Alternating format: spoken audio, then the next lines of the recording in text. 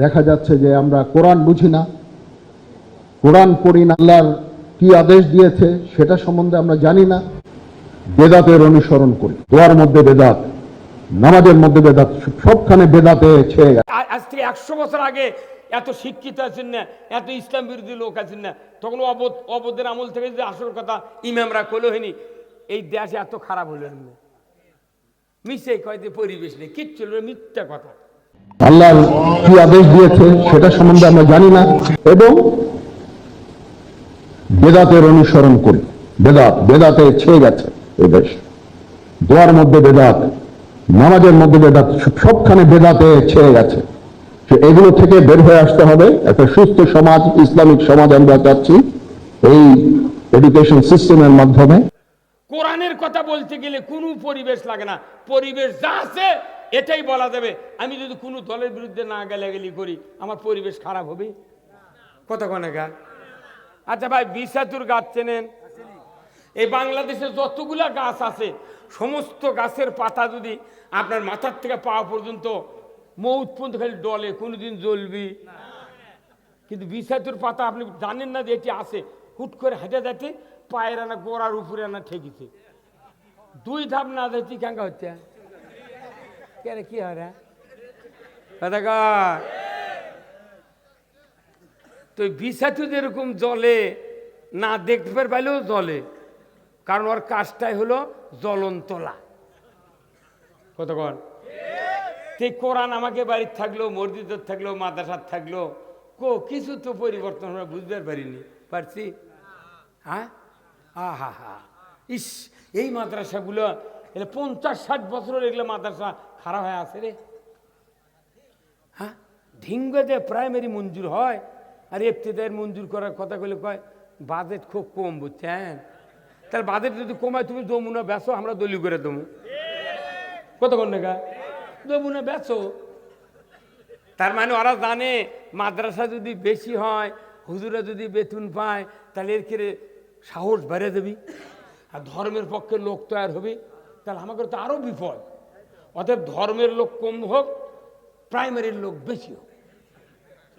কতক্ষণ টাকা?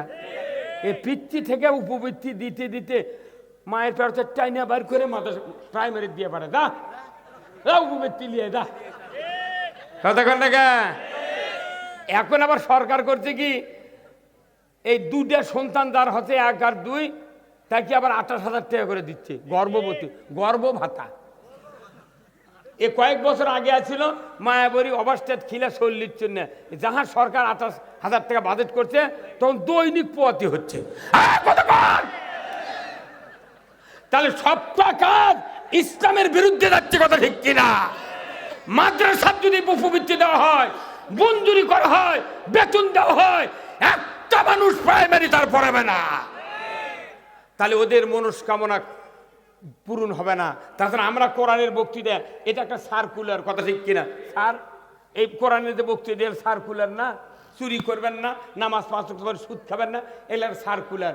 মসজিদে আমরা সার্কুলার দিচ্ছি প্রতি শুক্রবারে, কিন্তু কোনোদিন কি একটা সার্কুলার কায়েম হচ্ছে? কেন হয়নি কোন তো?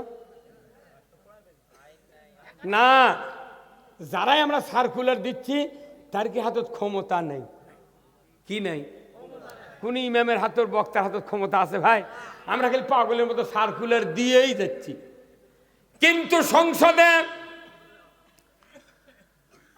নির্লজ্জ দায়ুস, তাম মুসলমান জাতির দুশ্মন মমতাজ মানিকগঞ্জের, কতক্ষণ? সংসদ একটা বিশাল পবিত্র জায়গা, ওই জায়গায় যারা নাট্যপঞ্চা দিয়া, গায়িকা দিয়া যারা গান করলো, ওই গান সমাজে চালু হয়। দীপুমণি বলল, এই বাংলাদেশে 20 কোটি লোক আছে, বিভিন্ন ধর্মের লোক আছে, সকল ধর্মের বই পুস্তকে সকল ধর্মের ছবি তালিকা দেওয়া দরকার। যার ধর্মের বই শুধু তাই পড়লে হবে না, বৈষম্য হবে। অতএব সবাইকে একাকার করে দিতে হবে। প্রাইমারির বইতে দাও সনাতন ধর্মের ওই দেবদেবীর নামের ছবিটা দিয়ে দাও। আর কি করো? ব্যাংলা পান শেখাও, তিরিং তিরিং সাইকেল চালান শেখাও, অনেক দিন হলে মা বোনেরা আলু ভর্তা বানায়, অনেক মা বোনেরা পেঁয়াজ দেয় না, মরিচ দেয় না, লবণ দেয় না, স্বামীর হাতে পেটন খায়। অতএব প্রাইমারির বইতে আলু ভর্তার প্রশিক্ষণ দিতে হবে। কি এগুলা সার্কুলার এখন সংসদের দেশে, এগুলা হচ্ছে একে ভেজাল মার্কার সার্কুলার, কিন্তু এগুলো ওর হাতত ক্ষমতা আছে দেখে ওটাই চালু আছে। আর আমরা কোরআনের কথা করছি, হাতত ক্ষমতা নেই দেখে চালু। এটা যদি ইসলামপন্থীদের হাতত ক্ষমতা দেয়, এগুলা মাদ্রাসা আগে হবে। কথা ঠিক কিনা? ইন্ডিয়ার কথা কম, ইন্ডিয়ার কাছ থেকে আমরা ইন্ডিয়াকে দেশ বিক্রি দিছি পাগল। ইন্ডিয়ার কথা কমই না, ওই ইন্ডিয়ার নাম মুখ দিলে আমার মুখ আবার ব্রাশ দিয়ে ধোয়া লাগবে।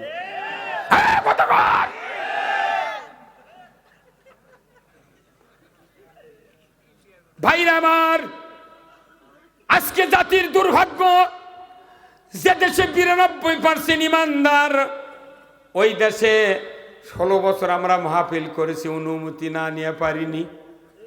কি আজকে এমন একটা সুযোগ আল্লাহ দিয়েছেন, কোনো অনুমতি লাগে না, জোরে কোন আল্লাহু আকবার। সে আল্লাহ বলেছেন, তোমরা যদি কোরআনের আনুগত্য করো, আমি আল্লাহ বলে দিচ্ছি তোমাদের কোনো ভয় নাই, দুশ্চিন্তা নাই, জোরে কোন সুবহানাল্লাহ। দ্বিতীয় আয়াতে আল্লাহ তাআলা বলছেন, ওয়াল্লাযীনা কাফারু ওয়া কাযযাবু বিআয়াতিনা উলাইকা আসহাবুন নারি হুম ফিহা খালিদুন। আমার আল্লাহ বলেছেন, ও দুনিয়ার মানুষ, তোমরা যদি কোরআনের কথাগুলিকে অবিশ্বাস করো, মিথ্যা মনে করো, আমি আল্লাহ বলে দিচ্ছি কিয়ামতের দিন তোমাদেরকে জাহান্নামের আগুনের সাথী সঙ্গী হতে হবে।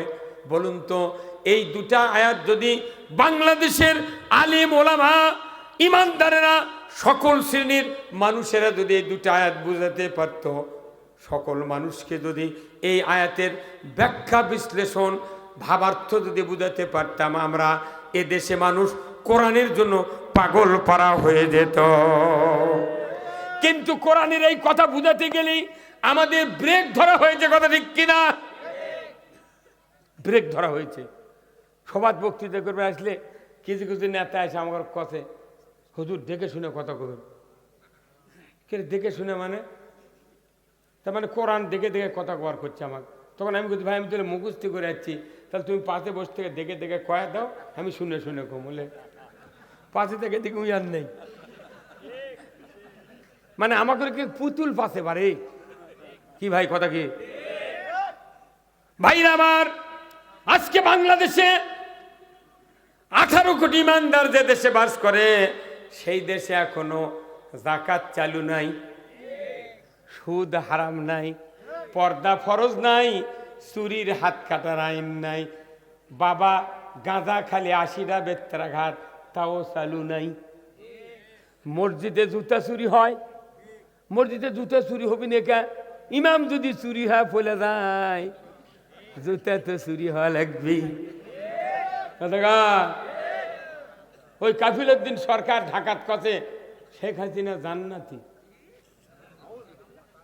তে জান্নাতি করলু, তোর তো এই ডাসতি থাকা লাগবে, তুই হারা জোগা।